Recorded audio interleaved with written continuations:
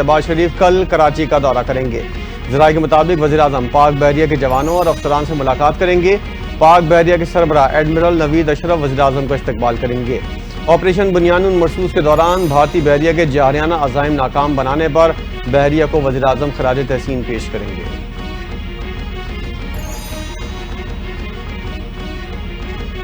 पाक भारत कशीदा सूरत हाल, पाकिस्तान सिफारती महाज पर सरगर्म। वज़ीर ख़ारजा इसहाक़ डार चीन का 3 रोज़ा दौरा करेंगे। तर्जुमान दफ्तर ख़ारजा के मुताबिक दौरे में दोनों वज़ीर ख़ारजा के दरमियान अहम मुलाकात होगी, जिसमें जनूबी एशिया की इलाक़ाई सूरत हाल पर तबादला ख्याल होगा। दोनों रहनुमाओं के दरमियान बाहमी दिलचस्पी की उमूर पर भी बात होगी। पाकिस्तान और चीन के 2 तरफ़ा ताल्लुकात का जायजा लिया जाएगा। बीजिंग में अफ़गान वज़ीर ख़ारजा भी मुलाकात में मौजूद होंगे।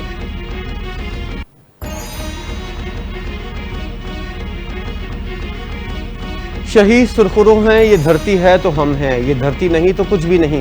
पाक फौज के जवानों को मार्का हक की कामयाबी मुबारक हो। सदर आसिफ ज़रदारी का गुजरांवाला कैंट का दौरा, अफसरों जवानों से खिताब किया। कहा, भारत को मालूम हो गया असल जवानों से मुकाबला कैसा होता है। आजमाइश में हर पाकिस्तानी अपनी जानो पाल पाकिस्तान पर तहन करने के लिए तैयार है। दुश्मन की गुलामी किसी गैरतमंद पाकिस्तानी को कबूल नहीं।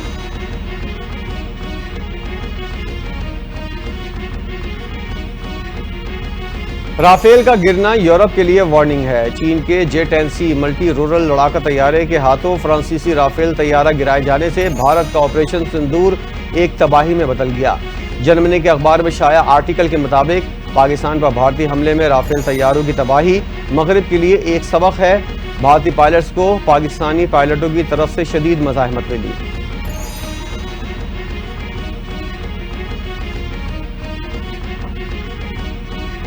मारूफ अदाकारा नीलम मुनीर भी भारतीय जारियत पर बोल पड़ी। भारतीय हुक्मरान जमात बीजेपी का असल चेहरा दुनिया के सामने बेनकाब कर दिया। कहा, बीजेपी अपने हिंदुत्व नजरिए के तहत भारत को तबाह कर रही है। भारतीय हुकूमत अपने नाजी एजेंडे की तकमील के लिए पाकिस्तान के खिलाफ इल्जामात लगाकर अपने शहरियों की तवज्जो हकीकी मसाइल से हटाकर दूसरी जानिब कर रही है।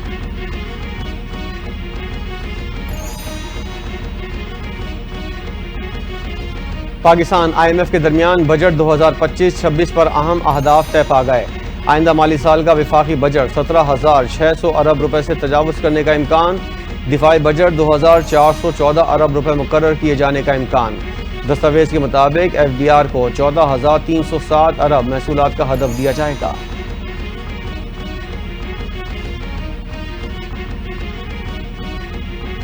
सिंध हुकूमत और चीन के दरमियान सनती ताउन के तहत अहम पेशरफ। कराची में सुपर मिनी ट्रक की असेंबलिंग लाइन कायम करने का फैसला।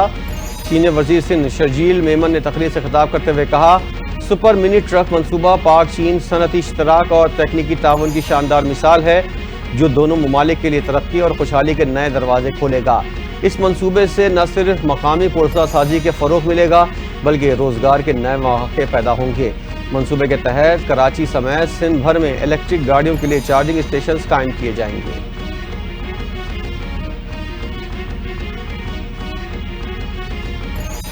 सिंध में कैप्टिव पावर टेरेस पर बड़ी बैठक लग गई। वज़ीर-ए-आज़म सिंध मुराद अली शाह ने कहा, सिंध में 600 प्लांट्स हैं, सनतकारों को टैरिफ बढ़ाने पर एतराज़ है।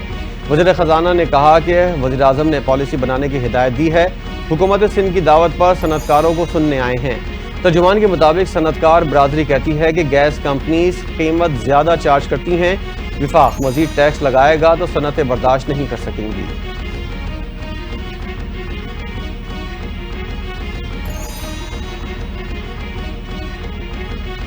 और PSL सीजन 10 के सनसनीखेज और दिलचस्प मुकाबले। कोयटा ग्लैडिएटर ने मुल्तान सुल्तान को 2 विकेटों से हरा दिया। 186 रन का हदफ मुल्तान ने 8 विकेटों के नुकसान पर पूरा कर लिया। ख्वाजा नाफे और हसन नवाज की उम्दा सेंचुरियां। हसन नवाज 38 गेंदों पर 66 रन बनाकर आउट हुए। लाहौर कलंदर और पेशावर ज़ल्मी के दरमियान मुकाबला आंधी और तूफान की वजह से टॉस ताख़ीर का शिकार। पिंडी स्टेडियम में पिच को ढांप दिया गया।